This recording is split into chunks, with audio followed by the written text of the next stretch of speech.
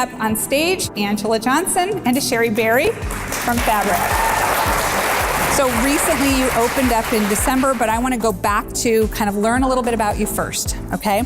So, and you'll know this immediately when I say it, I'm from Wisconsin, where where every O is an A forever. I went to the University of Wisconsin-Madison, and there was a local retail company based out of Madison, Wisconsin called Famous Footwear.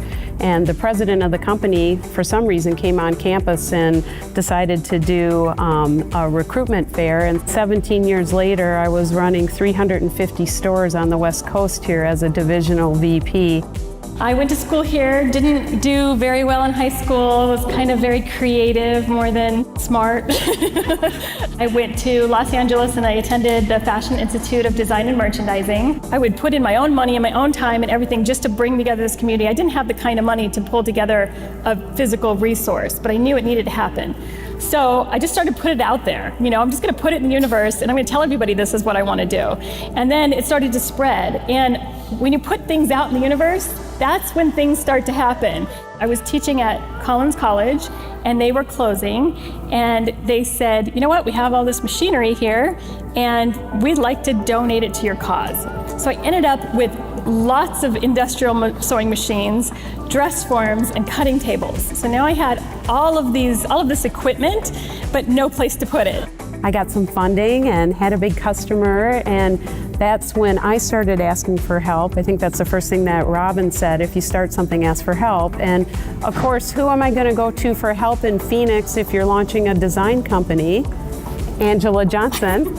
Apparel design and manufacturing is something that, from a designer's perspective, it's like an art form, and there needed to be one place where your pattern maker and your person who's doing your sizing and the person who's laying out those pieces on what they're going to cut and the people sewing it all need to know who you are and what you want and care about what you want. And all of a sudden I see this GoFundMe campaign from Angela Johnson because there's an apparel manufacturer going out of business. And I'm like, I am emailing her. This was like at 11 o'clock at night, and I think within 2 minutes she replied back.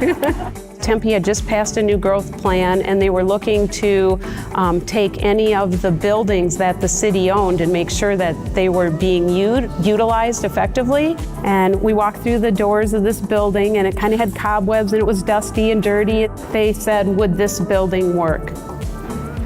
And our plan had to include how we would fully utilize every square foot of that building, or it might not pass the council vote. So that in and of itself really started a lot of brainstorming around how to make this concept even bigger and better than we had originally thought. The thing is, if you wanted to start a clothing line and you approached a manufacturer, they wouldn't help you. We want to help people understand what tech packs are and how do you get to that point and what is involved in the whole process. People can come and actually take classes to learn how to sew or to learn how to make patterns, but if they don't want to do that themselves, they can learn the business side of it, like how do you run the manufacturing side, how do you hire it, contract out those different parts. You can also do your own events there. You can have your own seminars and workshops. If you're already an expert in something and you want to share it, that we have event space in there. There's co-working offices. We have all these industrial machines and cutting tables and everything that is there for the brands and designers to use, because that's expensive equipment that you don't have access to when you're first starting out. And if you can't afford all of it, it's right there in the building for you to use. We really made a decision that we wanted to be an incubator, and I don't want one label to overtake the factory, and I think that could easily happen, but we're not going to let that happen. You know, we want to stay pure to the helping the small designer grow. What was, I guess, the biggest challenge for you when it came to promoting your brand, and how do people believe in that? Everybody hasn't always believed in it. Surprise, surprise. So when you first start your vision, you know, you've got to prove yourself, and it took a long time to convince people. In fact, in the early 2000s, there was an article that came out about me on the cover of New Times called Angela's Ashes.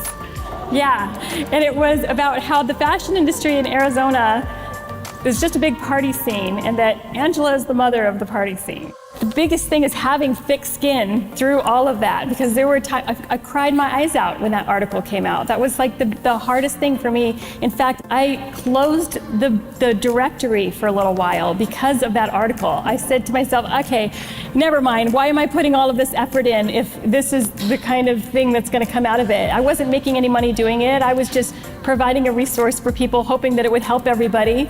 But then something sparked, and I was like, don't give up. What are you doing? You know, like there's still a need here, and you're the one to do it, and you got to do it. And you just have to be persistent and keep doing it. And eventually, I think people start to see the real person, or the real vision, or the real, purpose behind it.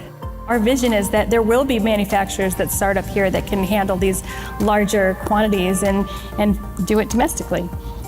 And now you're coming to Phoenix and Scottsdale Fashion Week because the best and brightest designers are right here in Arizona. Thank you.